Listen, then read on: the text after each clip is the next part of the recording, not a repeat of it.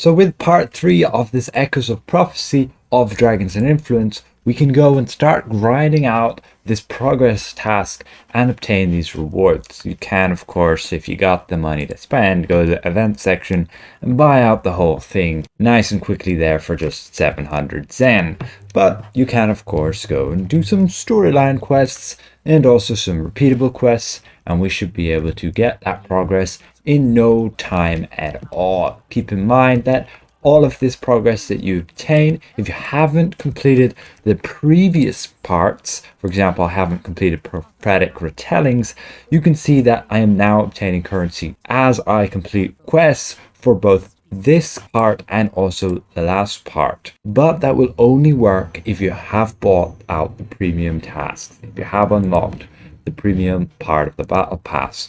So make sure you pick up all of these quests here, complete the ones that you have done so, pick up those weekly ones, and ultimately you want this Speak with Kavatos Dusty Old Books quest for this final part to progress further with that storyline. So me from the future here, well, with this Echoes of Prophecy where we have the third final part, they went and actually nerfed the quest progression.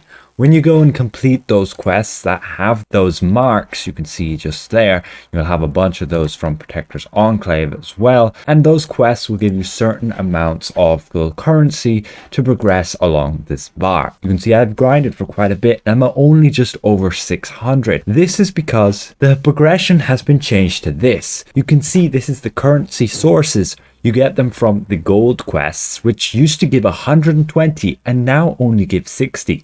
They've pretty much halved every single source that which you would obtain the currency. You have your weekly quests only giving 60. Same with the legacy quests, and the repeatable quests, instead of giving 24, only give 12. With those random queues, you can see again the trial and the advanced one only giving 30 instead of 60, and the skirmish and the normal dungeon only give 15. This means that grinding out this currency takes twice as long as normal. It is what it is, and I'll end up getting there eventually. If you do have the premium, you have like a window up until April or something that you can still keep grinding this out, so plenty of time. But if you don't have this premium task, then I believe just at the beginning of January, this will all end and you won't be able to grind out any of those rewards anymore. So let's get back to the video and continue with the gold quests and just walk you through it there. We head up to the top of Protector's Enclave, speak to himself here.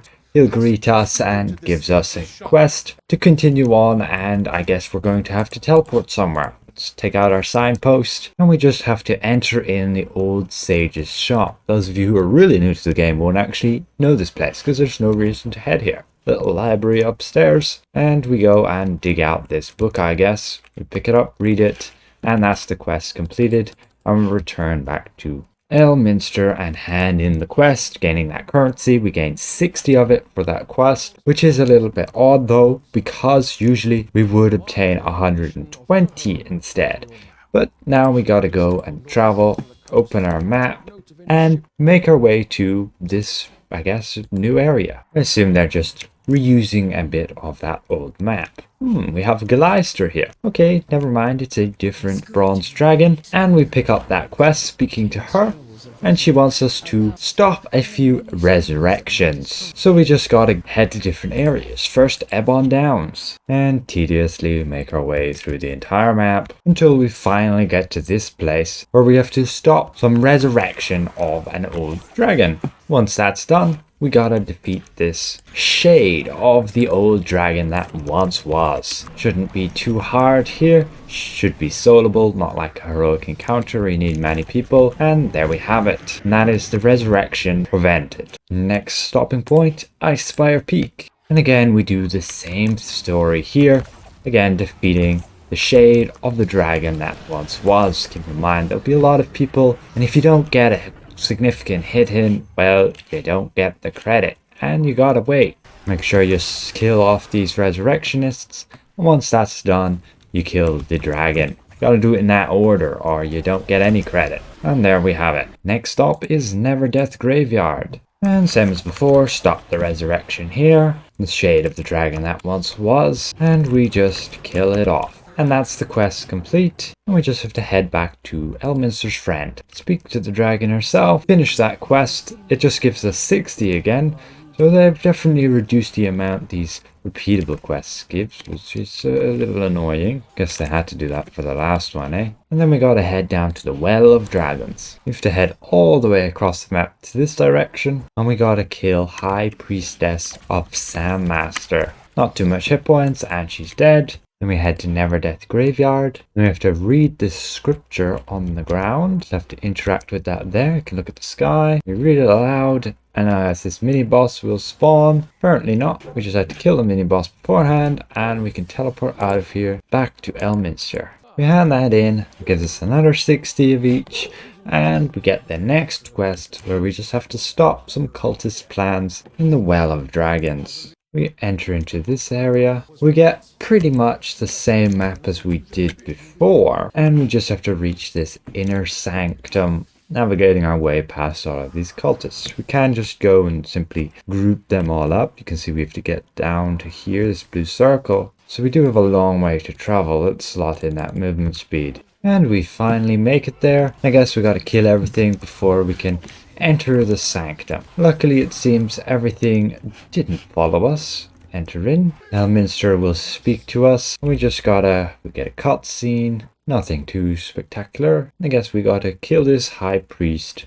Stop him from raising the Dracolich. He's nothing too challenging. We get another cutscene. This time it seems we have to kill this dragon. Either he got healed, resurrected, something or other. I guess he is a real live dragon. Watch out for his big AoE attacks. But again, it's solo content, so it shouldn't be too challenging for you guys. And there we have it. That completes the quest. And we get a portal out of here. Very nicely. Back to Elminster. And in the quest, again, we just get 60 of the currency, and that seems to complete that entirely. No more golden quests. So from there, it's just grinding out repeatable quests. However, what we can do is, let's have a look at our progress first. We got as far as 312, which means it's going to take us at least twice as long to grind out this entire thing. Keep in mind, if you at any moment get frustrated and can't be bothered and you got the Zen to spare, the price should go down of Dragons and Influence completion, but again, that is only if you've already completed the milestone beforehand. You can see we're getting a reduction on this price because we have a significant portion of that second part complete, but we don't have the third part. Only 312, and if I did this same gold quest on each of my characters, we're talking about 3 characters per 1,000, so that's like 12 different characters, repeating that all again just to get this entire currency. A bit of a grind, and in my opinion it might be well worth just spending the Zen with this discount, but I'm going to give it my best shot and we're going to grind out as much as we can. And yeah, we didn't exactly get very far with this Echoes of Prophecy, only got just over 600.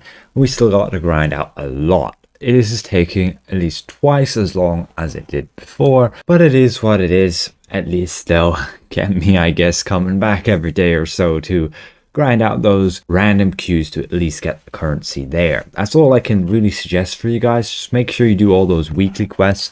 You can go and grind out all those weekly quests on those different characters to get the maximum amount of progression. And if you do it on 12 characters, you'll most likely get this thing finished. So with that said, again, I'd like to give a massive thank you to all of my channel members for helping me keep my channel going. And if I present this well, consider leaving the video a like. If you're new around here, consider subscribing. See you guys around. Goodbye for now.